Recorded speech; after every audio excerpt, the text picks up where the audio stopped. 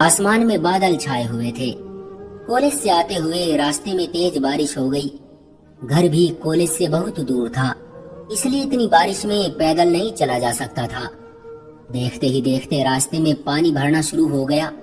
मैं सड़क के किनारे खड़ी इधर उधर देखकर सोच रही थी कि सड़क पार कैसे करूं, कि तभी पीछे से आवाज आई, जरा सुनो, आज तो बहुत बारिश है, मेरी गाड़ी भी पास ही खड़ी है, चलो आपको घर तक छोड़ दूं। जैसे ही मैंने मुड़कर देखा तो उसको देखकर मैं बहुत घबराई थी। कुछ दिनों से मुझे एहसास हो रहा था कि कोई मेरा पीछा करता है। मैं बहुत परेशान हुई कि उससे पूछूंगी कि ये कौन है, वो क्या चाहता है, लेकिन मेरी खामोशी का फायदा उठाकर वो मेरे कॉलेज तक आने लगा। करीब से गुजरते हुए कोई ना कोई छेड़छाड़ जरूर करता और मैं बस चिल्ला कर रह जाती। इतना गुस्सा आता, लेकिन वो इस कदर खूबसूरत और स्मार्ट था कि उससे नाराज होने को दिल नहीं चाहता था। या फिर मैं डरपोक थी। हम 3 बहन भाई थे, मुझसे छोटा भाई और एक बहन थी। पापा ऑफिस में काम करते थे और माँ लोगों के कपड़े सीती थी। मैंने कॉलेज में इस वजह से एडमिशन करवाया था कि पढ़ाई पूरी करने के बाद माँ बाप का सहारा बनूंगी। मैं अक्सर अपने भाई के साथ कॉलेज जाया करती थी, मगर दुनिया वालों ने भाई पर शक करना शुरू कर दिया। लड़कियां पूछती कि किसके साथ आई हो, बड़ा हैंडसम और चंगा मुंडा है। 1-2 बार हमारे टीचर ने भी देखा तो उन्होंने भी मुझसे पूछताछ की। भाई को जब पता चला तो उन्होंने मेरे साथ आना जाना छोड़ दिया और मैं अकेले ही कॉलेज आने जाने लगी। अक्सर रास्ते में मुझे बहुत डर लगता था। उस दिन भी ऐसा ही हुआ था। जब मैंने पीछे मुड़कर देखा तो वही लड़का था जो मेरा पीछा किया करता था। हे भगवान, मैं तो उसको देखकर बहुत ही ज्यादा डर गई थी। वो ऐसे बोल रहा था जैसे मेरी खुशामद कर रहा हो। न जाने मेरे कदमों को क्या हुआ, मैं उसके पीछे चल पड़ी और उसकी गाड़ी में जा बैठी। उसने अपना नाम ईशान बताया और प्यार से इधर उधर की 2-4 बातें की। उसने मुझसे पूछा कि मैं कौन हूँ, कि हम कितने बहन भाई हैं, किस घराने से संबंध रखती हूँ, वगैरह वगैरह। मुझ पर उसने अपनी बातों से अच्छा जादू चलाया। उसके बाद जब मैं अपने घर के सामने उतरने लगी तो उसने दूसरी मुलाकात का भी मुझसे वादा ले लिया। अब हमारी कभी कभी मुलाकात होने लगी। घर वालों से छुपकर मैं उससे मिलती रहती। वो मेरे दिल में बस गया। उसकी मोहब्बत में ऐसी खोई कि ना घर का होश रहा और ना पढ़ाई की तरफ ध्यान रहा। और मैं अब घर वालों से भी ज्यादा बात नहीं करती थी। वो परेशान थे कि मुझे न जाने क्या हो गया है, क्योंकि घर भी मैं अक्सर देर से जाती। माँ पूछती तो कह देती कि सहेली के घर चली गई थी, काम पूरा करना था, प्रैक्टिकल के नोट्स समझ में नहीं आ रहे थे। यूं मैं बहाने बनाकर घंटों उसके साथ बाहर घूमती थी। वो जहाँ ले जाता मैं चली जाती। उसने मुझसे बहुत बड़े बड़े वादे किए। वो मुझसे कहता, अनु, अगर तुमने मुझसे शादी न की तो मैं मर जाऊंगा। मैं शर्मा कर रह जाती थी। उसकी बातों और उसके वादों ने मुझे उस पर यकीन करने पर मजबूर कर दिया। मैं जज्बात में इतनी अंधी हो गई थी कि अपने आप को भी भूल गई थी। मैं कौन हूँ और किस घराने से संबंध रखती हूँ। एक दिन वो मुझसे कहने लगा, अनु, क्या तुमको मुझ पर भरोसा है? मैंने जवाब दिया, अगर मुझे तुम पर विश्वास ना होता तो मैं तुमसे मोहब्बत क्यों करती। मेरे शब्द पर वो हंसा और कहा, अच्छा आज आजमाता हूँ तुमको। फिर बोला, तुम आज रात मुझे स्कूल के सामने वाले घर में मिलना। मैंने वादा कर लिया, मगर सोचती रही कि घर वालों से क्या कहूंगी। घर पहुंची तो कुछ न खाया पिया। माँ पूछने लगी तो मैंने कह दिया कि सर में दर्द है। फिर शाम को उठी, मुंह हाथ धोया और तैयार हो गई। माँ ने वजह पूछी तो बहाना कर दिया कि सहेली की सालगिरह है। सालगिरह का सुनकर मेरी छोटी बहन पीछे लग गई और कहने लगी, आप तो रोज जाती हैं, आज हम भी चलेंगे। बड़ी मुश्किलों से उसको मनाया, खैर वो मान गई। माँ परेशान थी क्योंकि बादल छाए हुए थे और तेज हवा चल रही थी। वो पापा से भी डरती थी, मगर मैं तो अपने आशिक के ख्यालों में गुम थी। माँ की मुझे कहाँ परवाह थी। मैं पापा से डरती जरूर थी, मगर मैं उनके आने से पहले ही घर से निकल आई। जब मैं उस घर में पहुंची तो वहाँ अजीब मंजर था। ईशान के अलावा उसके दोस्त भी वहाँ बैठे हुए थे। मैं खामोशी से एक तरफ बैठ गई। मैंने उन लोगों की बातों की तरफ कोई ध्यान नहीं दिया। ईशान समझ गया कि मुझको उसके दोस्तों के सामने आकर बैठना अच्छा नहीं लग रहा।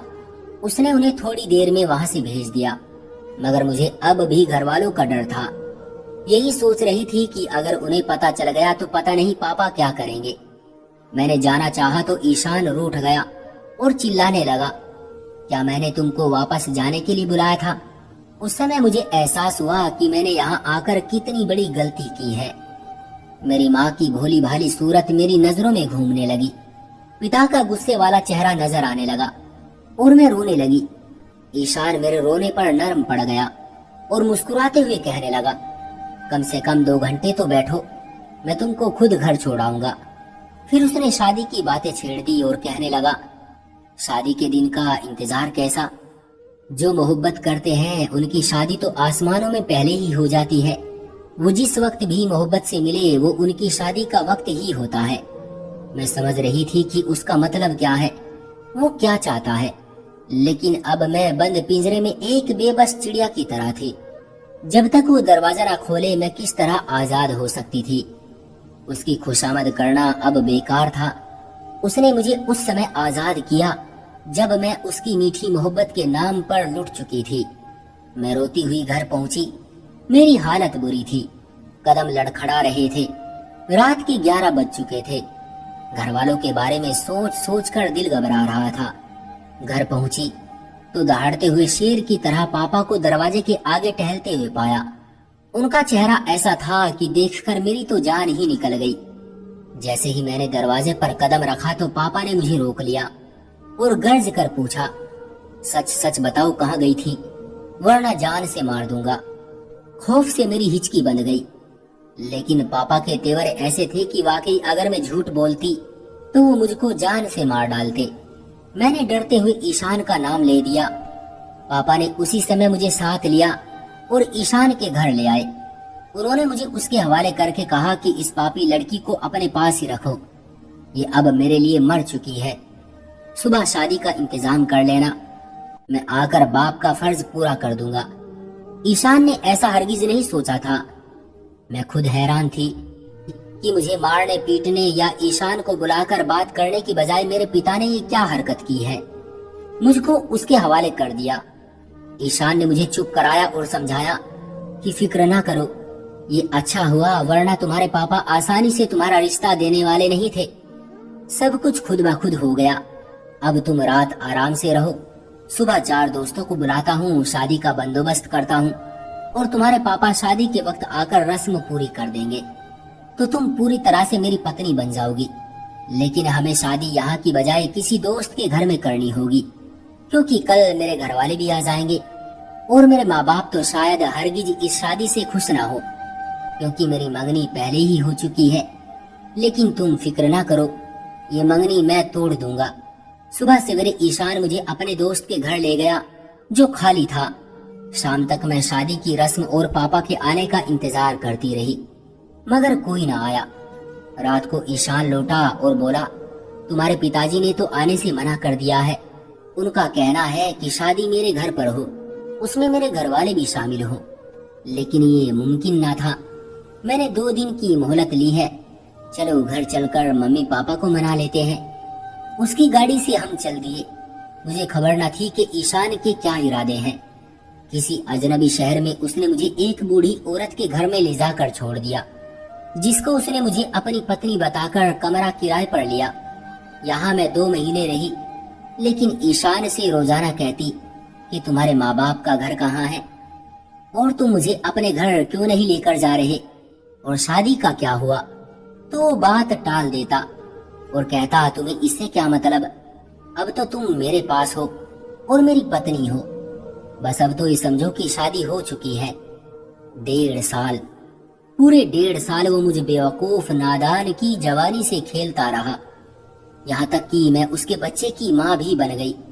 बाप ने तो मेरी भूल की मुझे बड़ी सजा दी ही थी, मगर जब ईशान को पता लगा कि मैं उसके बच्चे की माँ बनने वाली हूँ तो वो आग बबूला हो गया और फिर इस घर से ऐसा निकला कि आज तक लौट कर ही नहीं आया। न जाने जिंदा है या मर गया है। बहुत ढूंढा लेकिन नहीं मिला। आज मेरी एक छोटी सी बेटी है, लेकिन मैं फिर भी अकेली हूँ। इस मकान की मालकिन इस बुढ़िया को भी किसी सहारे की जरूरत थी, इसलिए इसने ही मुझ पर तरस खाकर ये छोटा सा घर मेरे नाम कर दिया है। बेचारी अंधी है और अब तो बीमार भी बहुत रहती है। न जाने ये भी कब इस दुनिया से विदा हो जाए, ताकि चौखट पर वापस तो कई बार जाना चाहा, मगर ना जाने क्यों कदम खुद ब खुद ही रुक जाते हैं। मेरी जिंदगी तो बर्बाद हो ही चुकी है, मगर मेरी उन सभी लड़कियों से रिक्वेस्ट है कि अपने माँ बाप की जिंदगी भर की मोहब्बत को छोड़कर 2 दिन की नाजायज मोहब्बत के चक्कर में न पड़ना, वरना अंजाम मुझ जैसा ही होगा। तो दोस्तों, ये थी हमारी आज की कहानी। आपका क्या कहना है इस कहानी के बारे में? कमेंट करके हमें ज़रूर बताएं। वीडियो को लाइक कर दीजिए और चैनल को सब्सक्राइब करके घंटी को दबाकर ऑल पर सेट कर लीजिए, ताकि आने वाले वीडियो आपको तुरंत मिले। मुझे दीजिए अगली वीडियो तक इजाज़त, तब तक के लिए धन्यवाद।